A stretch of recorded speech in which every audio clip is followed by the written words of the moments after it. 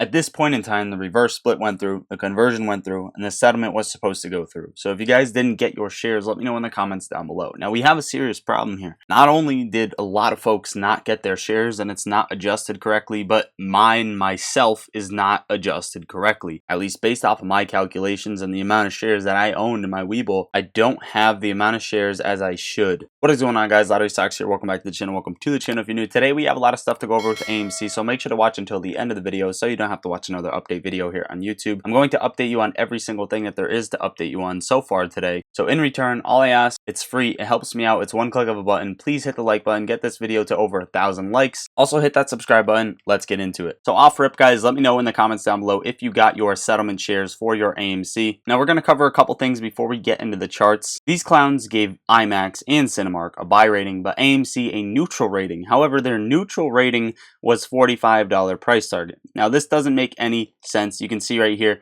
movie theaters, B. Riley coverages, IMAX 27 price target, 23 price target for Cinemark, and AMC with a 45 price target. But IMAX and Cinemark are buys and AMC is neutral, which makes absolutely no sense because if the price target is 45, wouldn't that be a buy because we are currently sitting at what, $11? Either these people are just dumb as rocks, or they're not even reading or knowing what they're actually putting out to the public, or honestly probably both. But if their price target is 45 and that's a neutral, then I guess we're riding it to at least 45. Also, looking at Fidelity orders currently, AMC was one of the top most bought stocks on the day with essentially a 3-to-1 positive buy order versus sell order ratio, with the third highest amount of buy orders of any stock listed. This was over on Fidelity today. AMC with a buy ratio of 73% and a sell ratio of 27%, yet still very, very negative on the day. Daniel Sifu, Doug Sifu's son, is partner in Brazilian subsidiary KPMG, and they are overdue by 787 days on their required filings. They are exempt for certain submissions too. Remember the BDRS. Now, if you guys don't remember this, these are Brazilian depository receipts, which are basically IOUs. You can see that the same institutions that are overdue by 787 days on their required filings are exempt from specific submissions. Speaking of overdue, China reduces capital gains tax on stock trading by 50% to prevent a market collapse.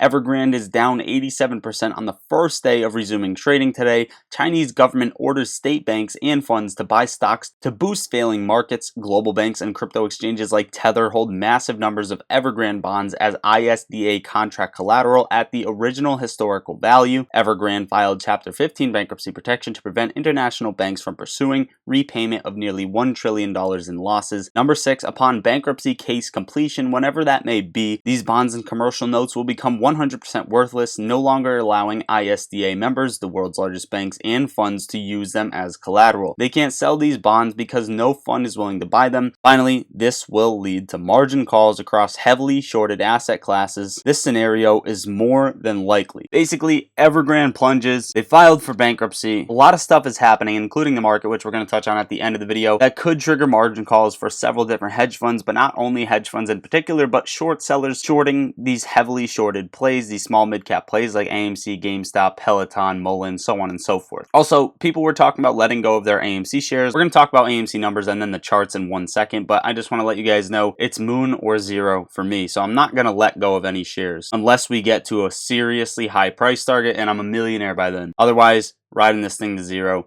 It's moon or zero. It's been moon or zero. I'm not happy with the way things have played out, but that is my message for you guys, just to let you know that I'm not going to be unloading any shares at these prices. 0 shares available to borrow according to Stock Tracker. 2,697 calls expiring in the money. Most recent fees 740%. Puts expiring in the money 34,000. So we are losing on the options chain. However, the week expiring next week, September 8th, 25,000 calls expiring in the money to basically no puts. 594 puts expiring in the money. So we are essentially winning on the options chain for next week. That is, of course, unless AMC sells off more. Short exempt volume decided to slightly decrease, which shows me that shorts market makers are getting closer and closer to their price target of pushing AMC down, and we know that that could be below $9, so Adam Aaron does not dilute. If Adam Aaron doesn't decide to dilute this week, then he is absolutely in bed with the short sellers, because this dipshit knows that he has to dilute right away, which he could have done with APE at $11, but instead did it at 62 cents. So be aware that AMC may drop some dilution news on us this week. Moving on, before we get into the chart, 11.04% short interest, apparently for AMC, 57% free float, and the cost to borrow sitting around 40%, which, I mean, it was way higher on Stalker Tracker, but of course, Ortex is probably more accurate, bringing AMC and APE together, showing the percentages. Of course, nothing reported to us is actually that accurate, because the float is sold time and time and time again. Back when GameStop ripped the 500, it was actually 140-ish% short interest, but we are only being reported to around 40. AMC currently trading at $12 even, down 3.46% on the day. We dropped a total of 76%, came down to $10.94. I'm just going to let you know right now, expect us to touch $10.34. I'm probably going to purchase calls right there. It's not necessarily the best idea to grab calls or play options on the AMC and GameStop. This isn't financial advice. I'm not a financial advisor, but I assume AMC is going to come down and touch that 1034 level. It's the bottom the stock has hit, and we're way too close to just not touch it. So expect that level to get hit on AMC. Where we go from there depends on the news or catalyst that is dropped. GameStop trading at $17.68, trading inverse of AMC, up 3.27% on the day, hitting this resistance level right here at about $18. This ascending trend line. Just watch GameStop. It's moving with the market basically, but this is one of the few times AMC and GameStop decided to play inverse, so definitely keep this on your radar. GameStop reporting 150,000 shares available to borrow, 60% free float DRS, cost to borrow fee at 4%, call to put ratio, we are slightly losing on the options chain, but it does look better than AMC's. Short exempt volume, very, very low, because GameStop trades very, very low volume. There are a lot of articles that retail are letting go of their GameStop shares, that GameStop is going to sell off, but of course, both of those are FUD. Make sure to get up to 15 free stocks by just using a penny that you can find in your room anywhere. All you have to do is press my link under the video, put in your info, sign up for Moomoo, and make a deposit of even a penny. Money's FDIC insured, plus it's a great platform to use. Gives you access to level 2 order book data, trading options, going long, going short, and more. So go do that, use my link, sign up, and make a deposit. Also guys, pop in the Discord. The link is right under the video and pinned in the top of comments as well. I'm in there on the daily. We talk stocks all day long. I post my trades as soon as I take them. We also have options trading alerts. We post gains, post losses, and more. So get in the Discord guys. Whether you're a beginner or advanced trader, this is the place to go. Finally, Evergrande stock, yes, of course, has fallen 87% after reopening on Hong Kong Exchange. And speaking of Hong Kong Financial Secretary says blockchain is breakthrough technology. And we saw that BlackRock has been purchasing large amounts of Bitcoin lately, as well as Mara, Riot, and a few other blockchain mining companies. Before we get into the SPY chart, the Better Business Bureau is now reporting a new wave of customer complaints about frozen accounts at a popular U.S. bank for the second week in a row. A group of customers at Walmart and TurboTax linked Green Dot Bank have said that they are completely unable to access their funds. The bank, which says it has 33 million customers, is being scrutinized by the Better Business Bureau over a, quote, pattern and influx of complaints against Green Dot. Now, the media isn't covering this. Of course, Frank Nez, shout out to Frank Nez for covering this. Always looking out for retail, but be very aware that the contagion of banks is very much so still alive, especially with the S&P 500 selling off and things that are happening with the treasury and bond market. So the SPY is trading at 440.97, up 0.24% on the day. We're sitting on the 1 hour time frame, and I wanted to bring this up to you because the SPY has been playing out a head and shoulders pattern, but you might be wondering why it has not sold off yet. Be very, very careful. Of course, it could not sell off and the SPY could be faking everybody out, but take a look at this parallel channel. We came up, rejected off of it, broke below,